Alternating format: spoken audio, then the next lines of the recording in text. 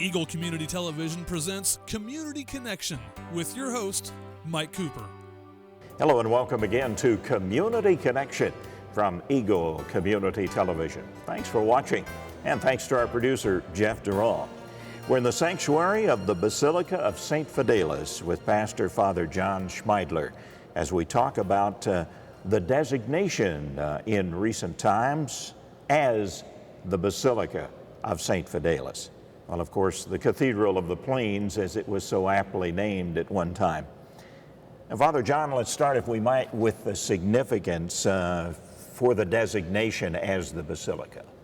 The significance is that we now will be have more like the liturgical aspect of the Masses is supposed to be more specialized. It's a place where people come for prayer.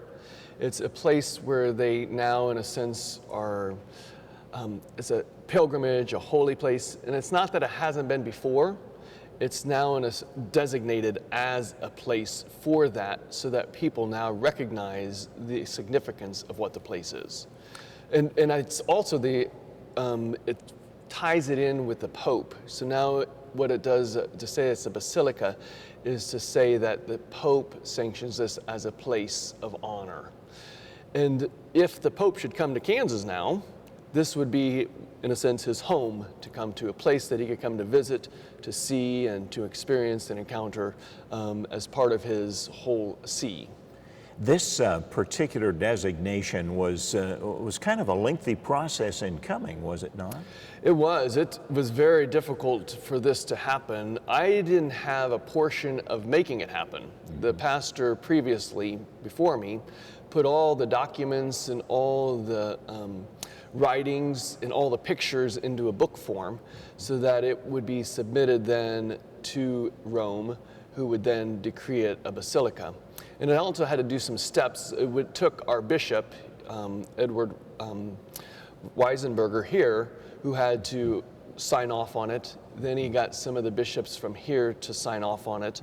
And then that's sent to Rome. In a sense, what they do is write a letter stating that what we put in this book form, this application, was in fact true. Do you recall from your seeing the book and seeing the results of what happened, do you recall what some of the parameters were for a designation? In other words, what has to be included? What are the significant parts of St. Fidelis that caused it to be designated as the Basilica? It needs a firm Catholic faith history, something that just is designated for the time and space of where it exists. It should also exemplify the beauty of what our faith is, exteriorly. And if you look at the church, it certainly exemplifies that. And it also just the limestone, and it's built from the place that it is. It uses the materials that we have. Now certainly the marble is not, but that's what helped to beautify that which was here and to almost make it eternal in a sense. So I think what they're looking for is, how do we spiritualize, how do we make this a sacred place and a holy place? And does people coming there encounter that experience of God fully? So one aspect of it is the history, the look of it, and does it really help people to enter into the realm of God? The other aspect would be the liturgy. Does it have liturgies that really are in union with Rome, that really help to exemplify also, once again, an encounter of God's presence through the Eucharist? Is it a place of prayer? So people who pilgrimage here, where they really encounter it through prayer. So those are some of the things that they're looking at when you decree a basilica. Well, and certainly St. Fidelis honors all of those from its creation, 1908, I believe, Yes. When it was first started. The central part of the Catholic faith that this place has for not only the community at large in the Victorian surrounding areas, but throughout the United States and maybe even the world, because of the travelers who come here. So there's one certain part, and of course obviously the limestone construction, and one only has to look around a little bit at the beauty to see that all of those criteria were fulfilled, it seemed like. Very much so. As I'd always said, we were always a basilica before we were decreed a basilica.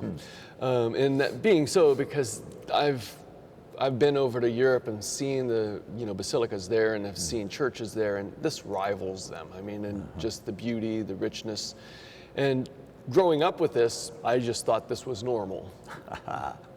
Part of everyday life, That's really, right. isn't it? How long have you been pastor now? I was pastor here for 1 year, so he finished it just before I came, turned in the documents, and then it was decreed a basilica sometime around February and March, but the celebration then was June 7th.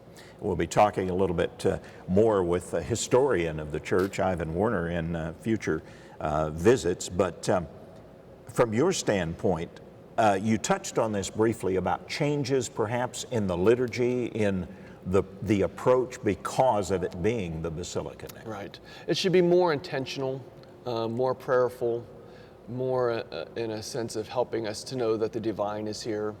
And all liturgies do that. And so it's hard to say, do you change your liturgy? Well, the liturgy is what the people celebrate. And so it's hard to say, but it should be more dignified in a sense. It would be like, instead of wearing t-shirts and such, we should be wearing our best. So that's kind of what Rome would be saying by that it should be more special. And certainly that seems to be the impression where you immediately enter the church. There is a feeling of reverence that maybe you don't get in entering a regular building. Let's say, for example, there is a certain awe-inspiring part of this, it seems like. Oh, it does. When you walk in, it is awe-inspiring, especially if you've not been in here. But as I say, when you take it for so granted, sometimes that awe experience gets lost. And I think being decreed here was very good for the people, because it helps them to realize, once again, we do have someplace special. We do have someplace that is unique, and it's not just a normal place in one sense. Wanted to ask you about that. How unique is the Basilica of St. Fidelis? There aren't very many in Kansas and nationwide. I've been to several cathedrals throughout the United States, and I would say, we're ranked with them as beauty, as far as beauty and what I've seen. Not that we're the best, but I would say we rank up with the best. You mentioned your world travels. Tell us about some of the basilicas you've seen worldwide, and what maybe there might be some similarities, perhaps. Of course, the greatest ones are in Rome, St. Paul outside the wall, and Mary Major, and then St. Peter's, and then St. John Lateran. Those are the best. I really enjoyed seeing those. But one which really rivals them that I had seen was St. Louis. If you've never been to the Basilica in St. Louis, the newer one, that is very impressive. There's other ones that I've been to that have impressed me, and I think what it is it's just that awe encounter, that experience, which you encounter here. It's a place that and I think what it's also, I'm going there because I know it's a sacred and holy place, and that somehow God's presence can be felt more real. Not that it is, because God is in all things, but it just helps us to have a place where we can encounter it in a more richness. It just opens us up more fully to it, I think. Oh, I'm glad you said that. So it just opens us to that power, that grace, that richness, to tell us of God's presence with us. And so we need those moments. We need those times, those spaces. And I think this basilica here has become that, a place that helps us to see God's presence among us. And it's like a rock foundation. It's solid. It's not going to go anyplace, That's who God is. He's not going to go anyplace. And I think that's what I've always been impressed with when I go to these sites, these buildings, and just walk through them and just let it overtake me. The beauty, the richness that's there, which is really the beauty and richness of God. And having God with us all the time, everywhere, is important, but yet coming to this place, the Basilica of St. Fidelis now, maybe because of the physical structure and the fact you can come and be quiet and experience that connection, maybe even a little bit more. It might amplify that. Is that a fair statement? Oh yeah, it certainly does help to amplify God's presence more fully in your life. And it's kind of like if you're rushing around in your daily life and you're going from place to place and place, and then all of a sudden you find a quiet place where you sit down and you can just finally breathe, then you can start to be aware of the surroundings around you, which were always there, had always been there, but you were so busy running. And I think this is a space that you can come to finally rest, to sit, and to let all those other things disappear. So it's not, as I say, the other things are sacred, because God's everywhere, but this is just a place you can come without having to rush, without having to be busy, without having to be occupied with something else, which doesn't allow us then to see that presence. Has there been, because of the designation of the Basilica of St. Fidelis, has there been a physical change in the church itself based on that designation? Presently, the church they have been keeping up this church very well. They take great pride in making sure it's nicely kept, that it's beautified, that it really represents what the history has shown it to represent. So the people are very proud of their church, and rightly so. So they've been taking good care of it. So there really wasn't a whole lot we had to do. In fact, just before this, they had redone the windows, which just really amplified the beauty of it. We had kind of plastic over it. Now we have a clear glass that enables you to see the stained glass windows from the outside where you couldn't, which lets in more light, which lets out more light. And so it beautified that way. But the only thing that we really need to do now is to change the signs to say the Basilica of St. Fidelis.